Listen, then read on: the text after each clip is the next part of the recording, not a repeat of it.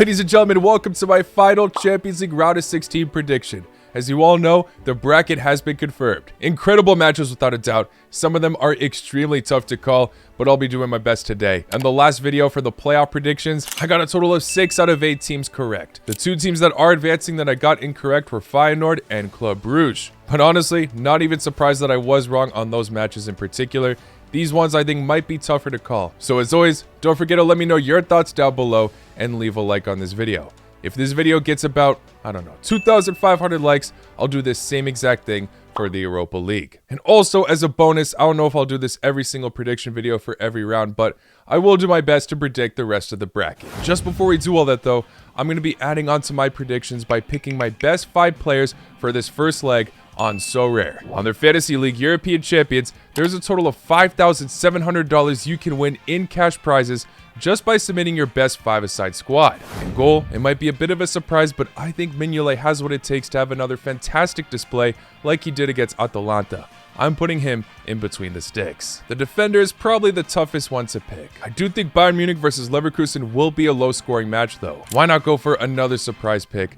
Picking a player from the quote-unquote underdog club, I'm choosing Ta. I could not trust Barcelona's defense, but their midfield and attack, absolutely. Pedri has been incredible lately and actually got a score of 97 the last time Barcelona faced Benfica. And up top, I'm picking Lewandowski. He is neck and neck with Guirassy right now for top goal scorer of the tournament, so I'll be picking him as well for my extra player. If you disagree, make sure you submit your best possible squad for the upcoming matches as well, as SORARE has the best rewards out of any fantasy game. Not just cash, you can also win VIP matchday tickets, signed jerseys, and other unthinkable experiences, like playing a match with Zidane. Click the link in the pinned comment down below or in the description to start playing now. So starting off at PSV versus Arsenal. PSV truly did wonders in the last Champions League round, knocking out Juventus. Many doubted them as they weren't in the most convincing form, did have a few key injuries, yet they were able to knock out the old lady using some old players themselves. For example, Ivan Perisic was able to score in both legs against Juventus. He set the record at 36 years old to be the oldest player to score in consecutive knockout rounds. It was truly a vital victory, as like I mentioned, their form wasn't that convincing. They did beat Feyenoord in a domestic cup, but their last win in the Eredivisie at the time of this recording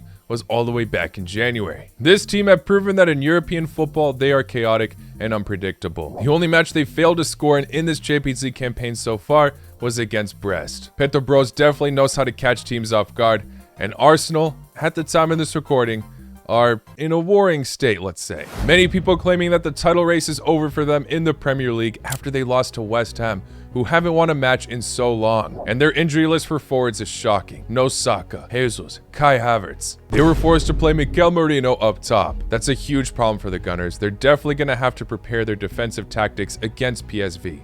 Because like I've already shown, PSV love to score the goals. The first leg will be played in the Netherlands, so Arsenal really need to be composed in that match in particular, I'd say. Because if they slip in that first leg, I think they will have a tough time catching up in the second, because many of those attacking injuries are prolonged for quite a large amount of the season. Saka's not coming back till April, and Havertz and Jesus, their season's over. And as we've just seen, for you to underestimate a side like PSV is simply a mistake. They already know how to take down some giants in European football. I know Juventus has been struggling to progress in European football for quite some time now, but still, they're a quality side. Arsenal is as well. But with those injuries, it might be tough for them to push through here. I won't be surprised whatsoever if I'm wrong here, but I think I'm still going to bank on Arsenal to make it to the quarterfinals. Probably after that, they are cooked though. I'm going to say in that first leg, it finishes in a 1-1 draw, and in the second, they're able to just redeem themselves with a 2-1 victory at the Emirates. But who will supposedly take on the Gunners? Either Madrid's side has the opportunity to do so. Real Madrid versus Atletico Madrid just never disappoints, especially in the Champions League. We are being treated here that we can see this matchup over both legs. Unfortunately, I do think there is quite the favorite in this based off of history alone, but you never know. Atletico Madrid have been having quite a spectacular season. The La Liga title race as a whole has been absolute drama. Them, Real, and Barcelona have all been neck and neck at the top. Look at that point difference. They also accumulated the least amount of losses in La Liga. All the attackers pushing up wonderfully. Sorloth and Alvarez the same amount of goals in La Liga. Griezmann only one behind them both. Also, these two sides faced one another not too long ago on the 8th of February, and it finished in a 1-1 draw. Can Atletico keep it up though, as their schedule is now looking to be a nightmare going forward? They'll face Barcelona before the first leg of this matchup. I am recording this before that happens. Athletic Club Bilbao, who have been superb. Real Madrid back-to-back with Getafe in between. Barcelona again. Espanyol, and then once again Barcelona in April. Obviously though, by the next round of those Barcelona matches, this fixture with Real Madrid will be done and over with. But if they progress in the Champions League, I mean, they could add Arsenal to that tough schedule. But Atleti do have an advantage over Real Madrid, and that is injuries along with suspension. Backline will obviously not be as strong with Carvajal and Militao gone, and Jude Bellingham has picked up too many yellow cards in the Champions League, resulting in him missing that first leg against Atleti. However, with those injuries, Real Madrid have adapted well. Instead of having Carvajal in the right back position, they put in Valverde, who has been excelling there and allowing the attack to gel more together. And as we've seen overall against Manchester City in that playoff round for Real Madrid, that attack is without a doubt flourishing. Mbappe scoring a hat-trick in that second leg. He didn't have to do Gvardiol like that though. I think Real Madrid have to capitalize on that first leg where they are playing at the Bernabeu, as Atletico, at their home ground, have been an absolute nightmare to travel to. This season, the only match Atletico have lost at the Metropolitano was against Lille in the Champions League. So we gotta see a strong start from Los Blancos, but I think they will be able to pull it off. I'm gonna say that they win the first leg 2-0, and in the second, it finishes in a 1-1 draw. Obviously not enough for Atletico.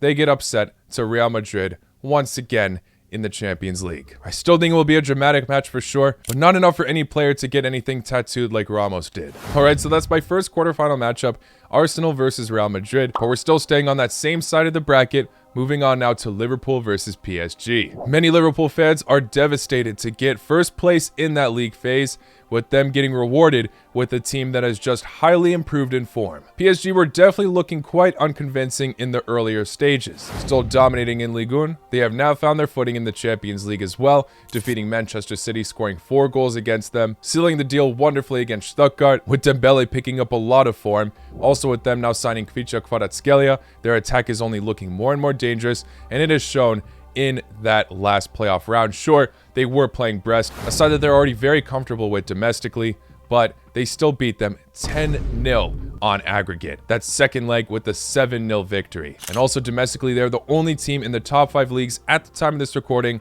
to be undefeated. Liverpool, like I just mentioned, were on a flawless start at the beginning, top of the Premier League, top of their Champions League phase. Since 2025 started, they did have some halting moments, the biggest one being in the FA Cup losing to Plymouth, who were bottom of the championship, conceding late to Everton in the Merseyside derby, defeating Wolves with a very unconvincing performance, drawing with Aston Villa after Darwin Núñez did not have a great match there, but they did pick up a crucial win against Manchester City. They are still 11 points at the top of the Premier League. You really got to give hats off to Slot. No matter how far he makes it in the Champions League, no one was expecting him to have this great of a season at his first year in the Premier League. At the same time though, Salah truly deserves all the praise. He is arguably having a perfect season. 41 direct goal contributions in 27 matches. He is truly on the verge to having one of the greatest ever individual performances in Premier League history. With so many matches left to go, he is on the verge of breaking Alan Shearer's record of having the most direct goal contributions at 47. However, unfortunately, Ousmane Dembele has also been one of a kind. Since 2025 started, Dembele has only failed to get a direct goal contribution in 2 matches. The firepower PSG currently possess is definitely not to be underestimated. Like I said, they only added up. So to me, this one is very 50-50. I could see any outcome happening here, but you know what? It's in the history of PSG to fumble at some point in the Champions League. If not now, it will happen later. But I think Liverpool are strong enough to squeeze through against this very informed club. I think this one will be a comeback scenario. PSG might shock the public and get a 2-1 victory at their own home ground.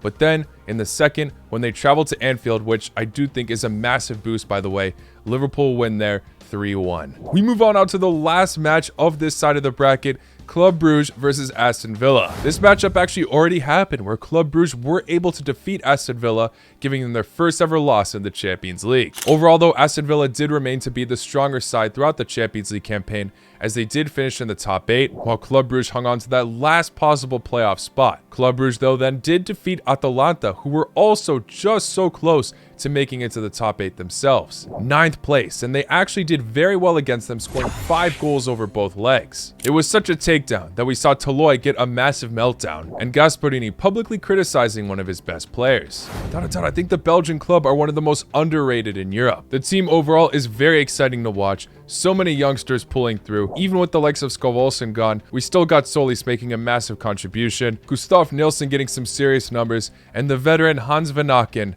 I mean, this guy is key for the club. Along with Mignolet in that second leg had a fantastic performance against Atalanta. Although Aston Villa did slip to them, like I mentioned, they were much higher than them in the standings as they got some very impressive wins. One of their most impressive was defeating Bayern Munich. They did lose one of their key difference makers, John Duran, who did chase the bag in Saudi Arabia, but I think it was a worthy send-off as they gained some incredible attackers. Rashford and Asensio are incredible additions to the attack. Not to mention their key striker Ollie Watkins is still fit and has been in form. A few injuries on the squad though, which will result in most likely them missing the first leg, including Pau Torres, Onana, and Kamara. But with Unai Emery at the helm, it does make them appear to be the favorites in this fixture, as he has had a lot of success in European football. He did unfortunately disappoint in the Conference League last season, so maybe he can here as well. I'm truly torn about this one. I think it can go either way. Many reasons to back both of these clubs, and I think this is probably the most underrated matchup in this round of 16 bracket. This will definitely be the unpopular opinion, but I am going to back Club Brugge to advance to the round of 16. I think they'll do it by getting a 2-1 victory at home, and in the second leg, it will finish in a 1-1 draw, just having them advance to the next round. Now we move on to that other side of the bracket, starting off with a banger, Benfica versus Barcelona. We've just seen this matchup happen in the league phase, and it was one of the most thrilling matches ever.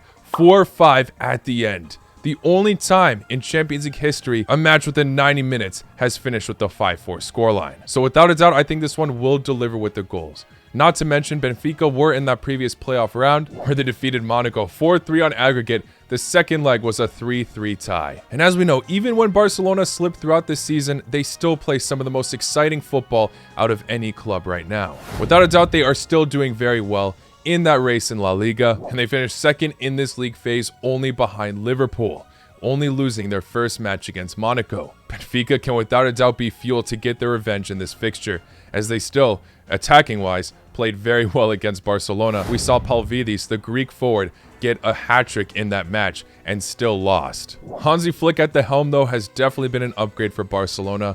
I feel a bit bad for Xavi, but it's just true. In regards to the Champions League, he has one of the best win percentages out of any manager. Already winning it with Bayern not too long ago as well. Robert Lewandowski, at his age, still an absolute goal machine as well. One of the top goal scorers in the Champions League with 9 to his name so far, and 20 goals in La Liga this season. Benfica, unfortunately, do have quite a few injuries with unknown return dates. They definitely can return by the time this matchup rolls around, but still Di Maria is in question, Florentino, and Alexander Ba. But even with Di Maria potentially gone, Benfica's attack definitely can cause some problems for Barcelona. And I think this one will without a doubt have loads of goals to it, just like the previous time they faced. I see this one being one of the more end-to-end matchups in the round of 16 in particular. I'm saying that Barcelona win in the first leg 4-3 even when traveling away, and in the second leg it's a bit more calm. It finishes 2-2. Let's move on now to Dortmund versus Lille. Lille, as we know, have been very impressive in the Champions League, clinching a top 8 spot after beating some giants in the competition, defeating both Madrid clubs and scoring 6 goals against Feyenoord within 90 minutes, who by the way are still in this round of 16 phase. What a season their forward Jonathan David has had. Unfortunately, another contributor in the attack who was phenomenal in the beginning of the season, Zagrova, has been injured for some time and is looking to make a return after this Champions League clash. Very impressive year for the French club, and if this match were a few months ago, I would say that they should be the favorites in this. However, Dortmund have improved. An unfortunate spell of form saw them sacking their manager Shahin, and now they have gone for the Croatian Niko Kovac, who already has a lot of experience with Bundesliga clubs. His first Champions League match came against Sporting in the playoff round, where they were able to defeat them 3-0 on aggregate. And the momentum has only seemed to pick up, as after that, they defeated Union Berlin 6-0. Guirassy scoring 4 goals in that match, and he's also the Champions League top goal scorer. It looks to me that Dortmund are back at full swing. Even earlier in the Champions League, they were getting some impressive results. Just that really unfortunate loss to Bologna really saw a turnaround for the club. They still have a lot of work to do to catch up in the Bundesliga, but in the Champions League in particular, they made it to a final last season. I don't know if they can make it as far now, but I don't see them getting knocked out this soon. I think with having a new manager, they have what it takes to continue the momentum, not getting some outlandish scoreline like defeating Union Berlin 6-0 recently. It will be much closer than that, but still, I think they have what it takes to win over both legs. Both matches finishing with a 2-1 scoreline, meaning it obviously finishes 4-2 on aggregate. Now it's time for two Bundesliga clubs to face off one another, the top two in the league at the moment as well, Bayern Munich versus Leverkusen. The last time these two sides faced, it finished in a draw. Bayern Munich still showing dominance in Germany, but still they have not really proven to be that deadly of a side in the Champions League like they have in the past. Being forced to be in that playoff round, they barely squeezed through against Celtic, relying on a stoppage time goal from Alphonso Davies to separate the two clubs at the end. Regardless of how good Celtic have been, the old Bayern would have scored much more. And they still did have some performances where they scored loads. Like that first match day against Dinamo Zagreb, I know. But I don't think loads of goals are going to come against Leverkusen. This side have already proven that they have what it takes to halt the German giants. And even though Xabi Alonso is not on that insane unbeaten run like last season, he is still overall exceeding expectations. Patrick Schick, thankfully not picking up an injury, has been very beneficial for the club, and the battle between Wirtz and Musiala will be interesting. And even though he has a poor trophy record, it's hard to doubt a side like Bayern when they have one of the best strikers in the world up top, Harry Kane, 21 Bundesliga goals at the time of this recording. Bayern Munich under Vincent Kompany is very weird. At moments they look to be one of the most dominant teams in the world, and then they absolutely crumble to sides that, are definitely very good on paper. In the Champions League this season, they lost 4-1 to Barcelona, who they usually get the best of, lost to Aston Villa when traveling away as well, and also got shut down by Feyenoord 3-0. But throughout all those shaky performances, they do bounce back in form. Perfect example was last weekend where we saw them destroy Frankfurt 4-0 after that shaky result against Celtic. Both times these teams faced one another this season, it finished in draws, and with Bayern struggling against top teams this season, I think Leverkusen can get away with this one. Goalless 0-0 draw, just like February 15th, and in the second leg, they will win 2-1. With maybe a stoppage time winner. Let's not forget that domestically at home, Leverkusen have been undefeated for quite some time. So I think this is actually a good draw for them considering their history and stats. We shall see though. And the final match we're looking at is Feyenoord versus Inter. Inter are the favorites here on paper, but when you look at what just happened in the playoff round, the Italian clubs are not safe against the Netherlands. I know they're different clubs, but Feyenoord just beat Milan even after Milan bought their star striker. Feyenoord also sacked their previous manager and were missing their captain in that match. So this side know how to fight well. At the same time though, this is probably one of the most inconsistent teams in the Champions League this season. Let's not forget what I mentioned earlier. They lost to Lille 6-1. But prior to that match, while they had Santiago Jimenez, they beat Bayern 3-0. No one would be predicting results like that back-to-back. And with Jimenez going to Milan, many think Feyenoord didn't stand a chance. Yet, they prevailed. It was close, but they did it. Now, they'll have to travel to the same ground to defeat Milan's rivals. It definitely will be a tougher task though. Inter, without a doubt, have been more consistent throughout the season. Let's not forget that they only conceded one goal so far in the Champions League to Bayer Leverkusen. And they're also at the top in the Serie A at the time of this recording. Could change though. They have to face Napoli next, who are only 1 point behind them. Many positive notes for Inter, but still, I think their form isn't the most reliable. Their rivals Milan have finally been getting the best of them this season. They suffered a narrow defeat to Juventus, but 10 days earlier, lost to Fiorentina 3-0. Randomly, the star-studded attack in this club just turned off a bit and just squeezed through with results. Feyenoord now, after defeating Milan, have just appointed their new coach, Robin van Persie, the absolute legend. It's definitely going to be a heavy task, but the club overall this season have shown that nothing's impossible. Even when they had an interim manager at the helm, they still were able to knock out an Italian club. Why couldn't they do it again? And also, they came back 3-0 down against Manchester City earlier in the campaign, which I forgot to mention. This club have been all over the place, but they're still standing in the Champions League. Hats off to them. Although I just praised Inter's impressive clean sheets in the Champions League, in the Serie A they actually have been conceding way more than last season. So you really never know with this match. Despite their recent struggles, I think Inter is still a top side under Inzaghi. I think they have what it takes to beat Feyenoord. The only Serie A team remaining will advance to the quarterfinals in my opinion. I'm saying the first leg finishes 1-0 for Inter, and in the second, it finishes 2-1. But obviously, who knows? It's really hard to bank on the most unpredictable Champions League side. Feyenoord definitely have what it takes to prove themselves here. But like I promised though, for the end of this video, I will be doing the rest of the bracket. I won't be going into as much detail. I'll be actually doing this very quickly since all of these matches are not confirmed, obviously. But I'll still give you my thoughts as to what will happen for the rest of the tournament. Starting out with Arsenal versus Real Madrid. If you've seen one of my recent shorts, you'll know that Arsenal are one of the only two clubs that have never conceded a goal to Real Madrid in the Champions League. But for me, that insane stat will definitely end here. Real Madrid will advance to the semi-finals. And between Liverpool and Club Brugge, I do see Liverpool advancing there. Barcelona versus Dortmund, I think can be very end-to-end. We've seen it happen in the league phase. 2-3 scoreline, I believe. I think Barcelona have what it takes to be victorious once again. Leverkusen versus Inter, also a repeat from the league phase where Leverkusen scored the only goal against Inter so far. I do have Leverkusen being able to repeat history there. I think they have what it takes for some final minute drama against Inter. Real Madrid versus Liverpool. Liverpool finally being able to beat Real Madrid in the league phase. They were in really poor shape at the time though. Madrid are looking to improve, but if Liverpool can keep up their incredible form right now, I think they have what it takes to defeat Real Madrid. Madrid are still showing a few inconsistencies here and there. Liverpool obviously having their moments, but overall have been a much more convincing side in this 2024-25 season. I've got Liverpool making it to the final. Barcelona versus Leverkusen. What a matchup this would be. Filled with drama for sure, but I do have Barcelona defeating another German club. So my predicted final is going to be Liverpool versus Barcelona. What an incredible match this would be. I am going to favor Liverpool to win the Champions League. I think Arne Slot has it in the bag. Premier League and Champions League in his debut season for the Reds. It would be incredible. We'll see, though, if I'm dreaming too big. Anyway, those are all of my round of 16 predictions, along with the quick wrap-up of my final bracket. Let me know all your thoughts in the comments below. Don't forget to subscribe if you haven't already. And like I said, if this video gets enough likes, I'll do the same thing for the Europa League. Thank you all for making it to the end. I will see you all very, very soon. Take care. La cu noite.